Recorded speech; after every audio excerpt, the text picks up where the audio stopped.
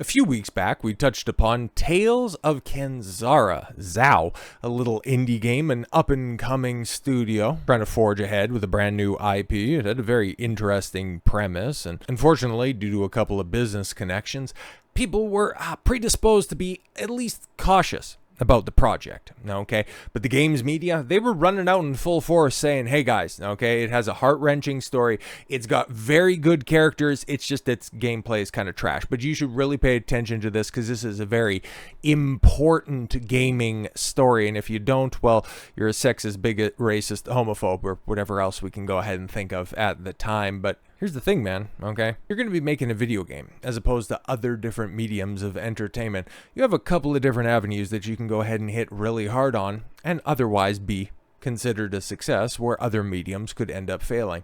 Don't have the strongest gameplay mechanics? Well, if you have a good story, people are going to check it out for that. Vice versa. If you have a weak story but a likable character and competent mechanics, you can go ahead and launch a franchise off that. But if you don't have anything really going for you, you end up getting resigned to the dustbin of history. And that was something that we seen permeate a ton of different reviews. All of the outlets were saying it's a heart-wrenching story, it's a very important story, it's just the gameplay, whatever. So it's like, okay, cool, you're not really talking me into the building on this one. If you wanted to get a mediocre story, or at least one that the games journalists would go ahead and find compelling, yeah, I'll just go ahead and turn on Hallmark and cozy up to a nice box of Kleenex, because I know your guys' standards aren't that high. These are the same outlets that also said that The Last of Us Part 2 was a very important story.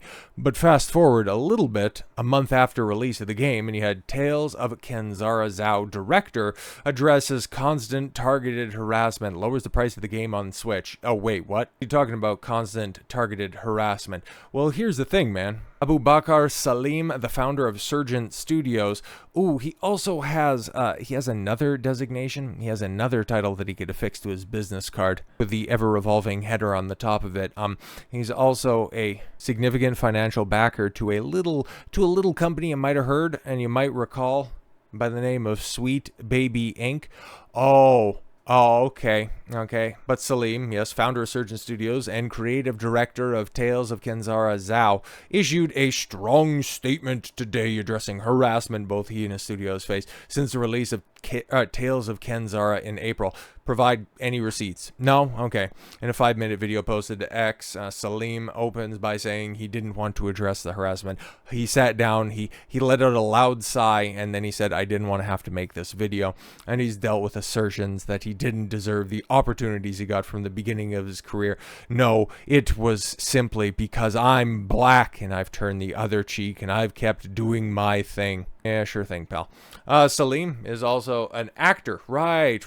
Known for his roles in Assassin's Creed Origin, Max is Raised by Wolves in the upcoming part in Season 2's HBO House of the Dragon.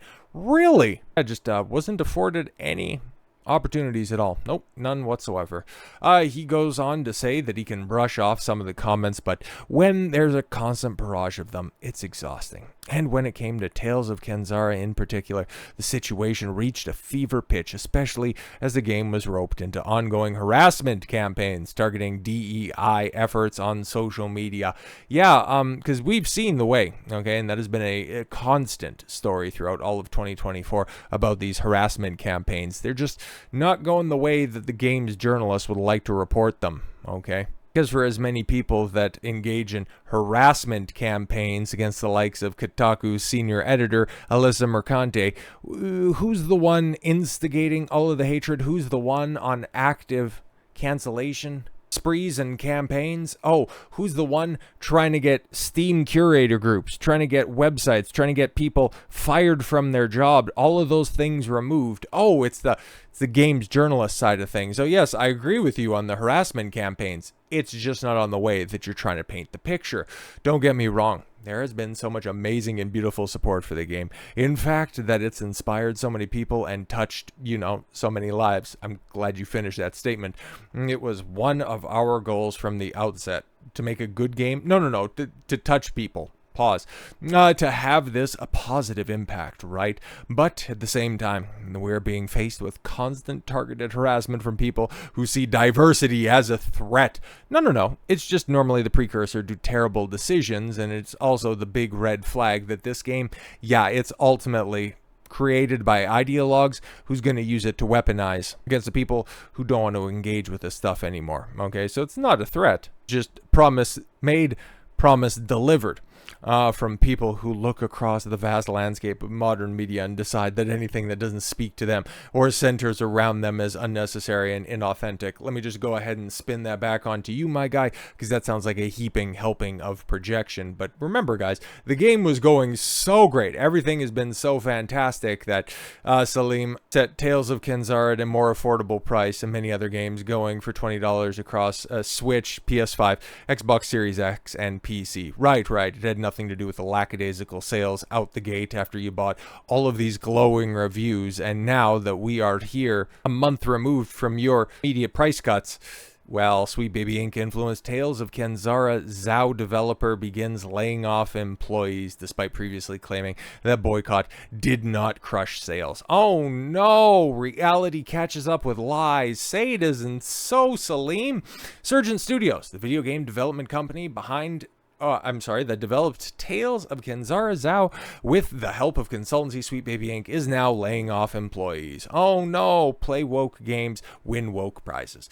As initially reported by Minimal Effort, numerous Surgent Studios employees announced they had been laid off on LinkedIn. Joel Pilpot, a 3D environment artist, posted, "Unfortunately, I've been affected by the layoffs at Surgent Studios. If you or anyone you know is looking for a 3D artist, 3D environment artist with 3+ years experience and multiple shipped products in games and VR, I would love to talk more." You'll be in a white guy working in one of those places. I can't tell you either how insufferable this guy is or how insufferable his time there would have ended up being. But Jordan Smee, a former technical artist at Surgent Studios, also wrote, "Well, it looks like I'm joining all the people affected by the industry layoffs this year, and now I'm seeking technical arts and environment art positions, looking to start ASAP or as close to that as possible." Peter Brisborn and all of these guys have this weird green thing around there. Okay, I have no idea what that's supposed to mean at all. Philip Smythe, okay, I see a lot of physiognomy that I can just go ahead and point out and go, ally. If they didn't have goofy-ass circles around their profile pictures, they would definitely have flags in their bio.